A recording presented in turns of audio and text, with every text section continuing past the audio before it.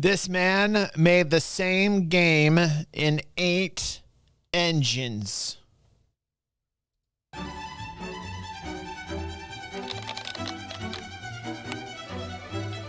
Unity or Unreal? Construct 3 or Unity? From Unity to Godot? Should you use Game Maker to Unreal or Construct 3? RPG Maker. Switched away from Unreal to Scratch. Thanks, Unity. I love Godot. Not to use Godot. Unity equals bad game. Over to Unreal from Godot. Unity Versus Unreal. G-Develop. Pick an engine. Godot Game Engine. Construct. RPG Maker. G-Develop. Unity. Unreal. We're switching to... I can't take it anymore. There's more game engines than Unity? I'm kidding. Of course there are. There's a whole bunch of them. And as you can tell, people have strong opinions about which engine to use. So today I'm going to see what all the fuss is about for myself and make the same simple game in 8 of the most popular game engines. All right, I'm down for this.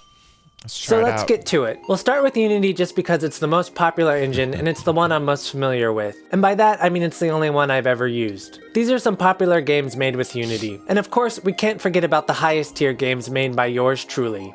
Anyway, today we're gonna make a simple catch game. So first we gotta make our gameplay area or level. Luckily, Unity has a pretty big asset store where you can find lots of 3D models for your projects. I found this nice low poly Feel my asset bundle for cheap that I've been using a lot lately. So I Feel made a my gameplay area Unity. out of that.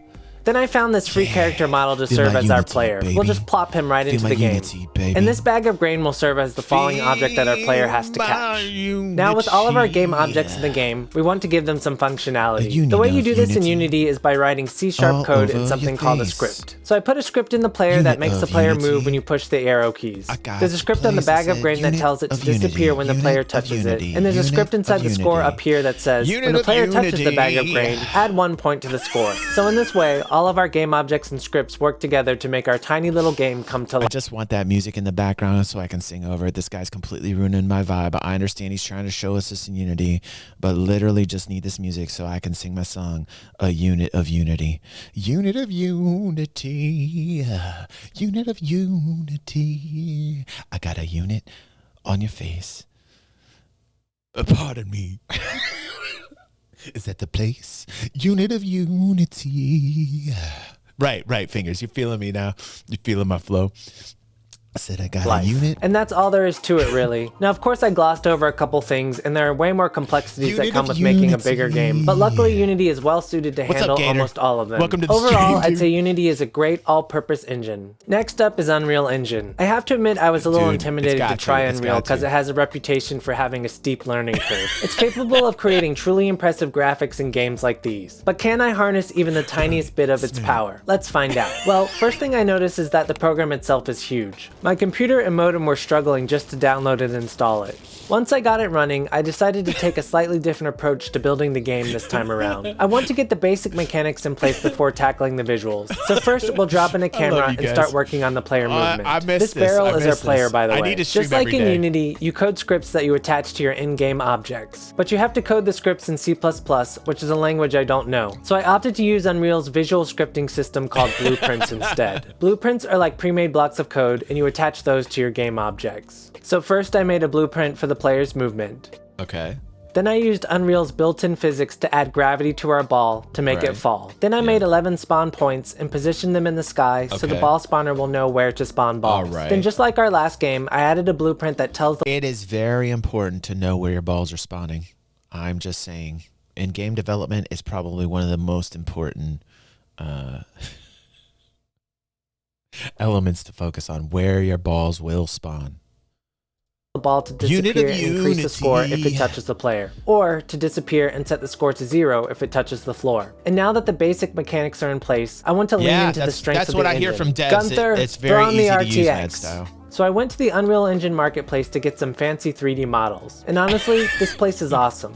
Like, I found this free factory asset pack and it looks amazing. Of course, my computer couldn't run the scene at more than 10 Yes, frames fingers. per second, but if I stood Yes. still, I could take in all its glory. So I picked out my favorite models and threw them into the game. Then I spent just a bit of time working on the lighting and effects to finish off our little catch game. It did end up taking about an hour to build and export just this one scene, but I have to say it looks pretty impressive considering I don't really know what I'm doing. It's All in all, okay. Unreal Engine is great. It's by no means a lightweight engine, and it does have a steeper learning curve, but if you're after cutting-edge graphics, robust features, and you're willing to put in some work, Unreal Engine is capable of pretty much anything. Yep. And now for Very Godot, easy the to new use. kid on the block. Godot is a completely open source and free game engine capable of making 2D and 3D games. And unlike Unreal, it's very lightweight and easy to run. Because Godot is relatively newer, there haven't been a lot of commercial games made with it yet, but its library is growing and there are a ton of cool games in production. So far, I Godot played is that mostly one. I put known that for on the making channel. 2D games, but I want to try out some of its 3D capabilities. So I'm gonna make a 2.5D game this time around. Like last time, I started by just trying to get the basic mechanics working, and it wasn't too hard to figure them out. Godot uses its own scripting language called G. Dude, this guy made a game of things falling into buckets. I mean, I thought I was going to see something a little bit more than that, for God's sake. I will shame the man. I mean, like, he's making it out like he's making a sweet game for us to check out in 8 different types of formats. And all I'm seeing are things dropping and buckets catching them. That is a big shame bell. Put a little bit more effort into your content, says the reaction guy. script, which is very similar to Python. And after watching just a couple short tutorials, I was able to get the catcher moving left and right. Then I found this nice asset in the Godot asset library called Level Block. It lets you quickly build levels by placing the textures on blotchies the from inside this. faces of cubes that you can quickly stack together. my- and now look we at have the my floor Irish and skin. back wall. I Then got I the needed to blotchies. create some 3D models for the game. I used this cool open source tool called Magica Voxel. It's an easy to learn program that lets you make voxel models, which are This is- basically this 3D is models pathetic. made up of a bunch of small Come cubes. on, man. And I thought this pixelated look would fit well with the game. The model I used for the player came with the program, but I did try my What? hand at making a So gold lazy. coin to use as our falling object, and I modeled some columns for the background. Then conveniently, someone in Those the Godot aren't columns, community those are made a tool to penises. import Magica Voxel files is he directly doing? into What Godot, kind of so that game saved me a is bit this? of time. Then I scripted the coins to spawn and the score to update, and had another nice little version of the game running. Overall, I'd have to sure. say my experience using Godot was awesome. It's easy to use coming from Unity, and there's a great community of people supporting it. If you want a game engine that's completely open source, easy to run, and quite versatile, Godot's the way to go. Now to try out next. Game Maker. I was looking forward to trying Game Maker because I've always heard a lot about it and it's made some incredible titles. Though there may be some exceptions, Game Maker is mostly a 2D game engine, and to me that's really exciting because I love the charm and look of 2D games. Yeah, I do too, So I decided actually. to start by making the art and environment first this time around. Game Maker has a fairly Nothing like nice a sized good asset side store scroller where I even found now. this cool jungle tile set. It was really fun to build the level, and it's satisfying to see it come together like a little puzzle. Game Maker has a useful layer system Christy's so you son can was place playing one tiles the in the other day. foreground and background and Looked really anywhere cool. in between. Can't I remember also the really name. like the layout of Game Maker's interface. Like everything feels very accessible and you don't have to dig too deep to find things. Next, I found this animated pixel art Viking on the asset store to use as our player. It was really simple to I set used up to his do this stuff a animations long and get a time movement ago. script on him. Then I Yeah, worked on total getting these Ghost jewels to Goblins. spawn and fall from the sky for the player to catch. Game Maker uses its own scripting language called GML actually code, looks which pretty is cool. kind of like JavaScript. For some reason, the gems kept spawning every frame, but it ended up being a pretty simple fix. Then I added the same logic as in the previous versions of the game for collecting the gems and updating the score. I did add one extra mechanic to this version of the game. 2 fish jump up from the water that you have to dodge, or your score will be reset back to 0. All said and done, I have to say that working in Game Maker was a very Exactly, pleasant guys. experience. I Something used to about play it is the just really shit out of fun and easy to Terraria, use. man. If you're looking for an extremely capable and polished That's got 2D some game missile engine, command then Game vibes. Maker's the perfect tool. The next game engine is Construct 3. It's the first no-code engine I've tried. That's right, you don't have to know how to program to use it. I couldn't find a definitive list of commercial games made with Construct, but these are a few of them along with some other cool projects still in development. The editor itself looks and works a lot like any other game engine, except it's an online editor that runs in the browser. The way this engine works is you still have your game objects, such as this blue circle I'm using as the player, and this red rectangle I'm using as the ground. But instead of coding scripts, you add these things called behaviors to your Right, game Constant? objects to give them functionality. So I'm adding a movement behavior to the blue circle, and a behavior called solid to the red rectangle so the player won't fall through it. Then just like that, the player can move and jump on the platform.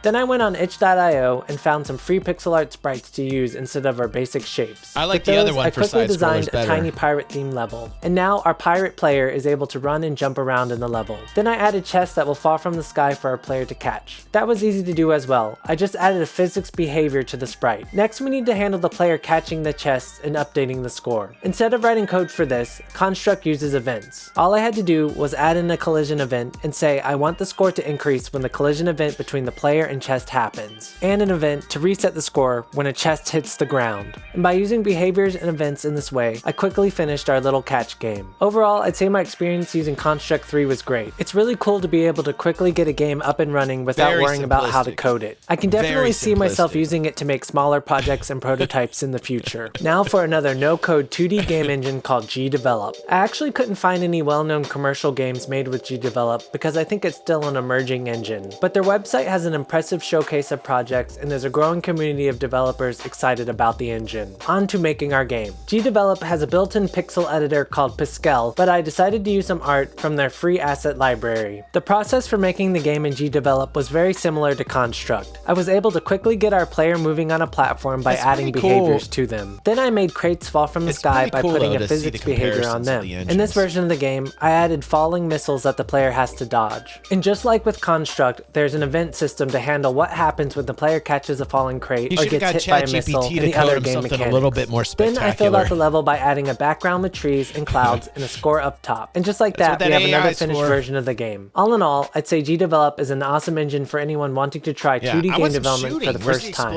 I can't wait to use it more in the future and see what kind of finished games come out of the community. The next game engine in our experiment is RPG Maker MZ. I was honestly excited to try it out because the old Super Nintendo JRPGs are my childhood. RPG Maker itself has been around forever, and I remember playing the first version of it back in the day thinking I was going to make the next big Final Fantasy. RPG Maker is another no-code engine, and what's cool about it is that it has everything you need to make a game built into it. When you start off a project, it already has a title screen made and your party of 4 characters set up. It actually took me a bit to figure out how to go into the project files and delete the other 3 players because I didn't need them. The movement of the player is already set up, so there's nothing to do there. Then I tried to make a treasure chest fall. This is okay. This is just constructive criticism here with this content creator. Like, I feel like his tones and his rhythm of talking are putting me to sleep.